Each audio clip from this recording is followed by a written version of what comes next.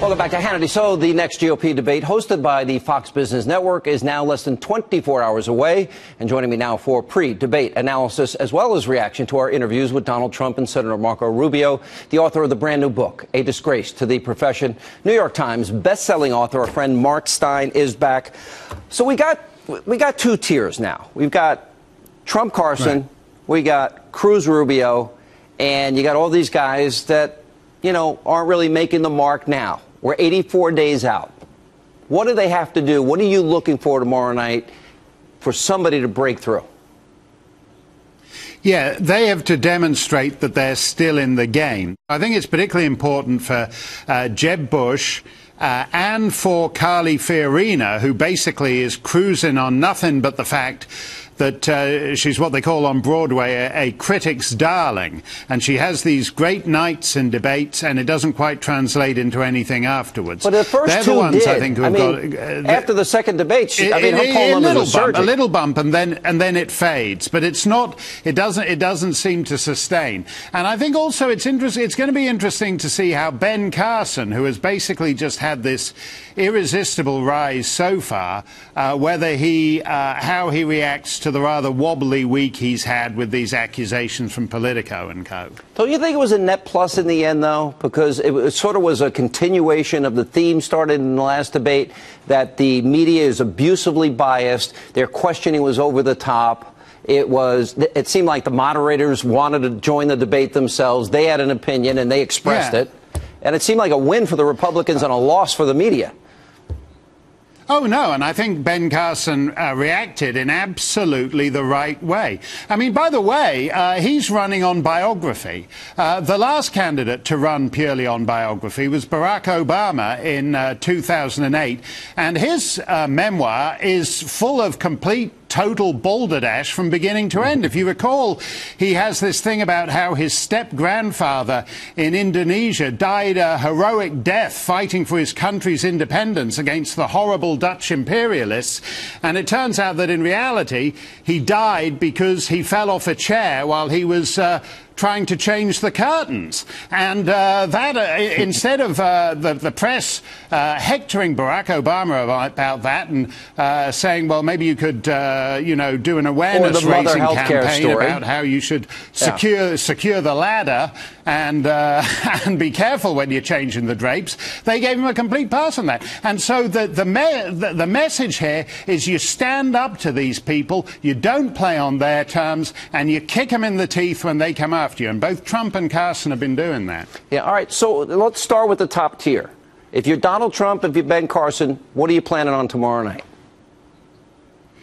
Well, I think Trump is in a pretty good position because his main rival was Carson, and it may be that Carson, the shine is just off him just in time for Iowa. With Carson, I think it's interesting because nobody can quite explain Carson's rise. I mean, he has these debates where the CNN one, he didn't say anything. He was on national TV for 3 hours and he said not a word, and his numbers just rose into the stratosphere afterwards. So we're dealing with a different kind of phenomenon here.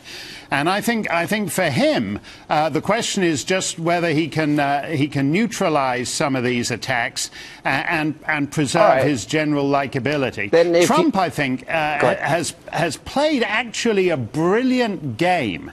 And the people who talk about Trump as an idiot, he's now been in the lead since he entered this campaign. That's unprecedented in presidential politics for an outsider like this. And he has this almost unerring instinct for when to say something and when just to sit back and let the other guys go at it like a bunch of cats in the bag. And you got to admit, Saturday Night Live was a home run for him. I think in a lot of ways it took issues off the table that were there. Here's the check for the wall and Larry David in the back. All right, let me move on to the second tier. So what would you tell Cruz and Rubio that had a nice bounce after really good debate performances the last time? What do you tell them? Well, I think with Cruz, he just has to do what he did last time, which is to have one moment that is the moment that, as you said, Sean, they're going to be teaching in debate school for years to come. That's the side of Cruz that separates him, I think, from the crowd. He can think on his feet.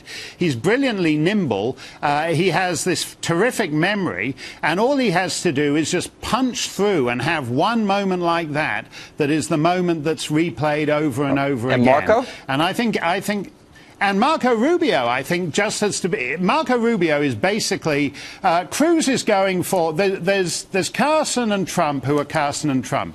Cruz is basically the conservative choice at the moment, and he hasn't got a lot of competition in that. Rubio, the establishment choice, he's the lead of the establishment. He's got to be careful that Bush and Kasich and the other establishment guys don't land anything on him. But so he's nimbler than Bush. Bush is not nimble in these debates, and nor is Kasich. And if you go up against Rubio on the evidence of last time round, he's going to be able to punch those guys down. What do you do if you're Jeb Bush at this point, and by all expectations going into this primary, he's underperforming? He now is even at 4% in the latest poll. What would you advise him? Yeah.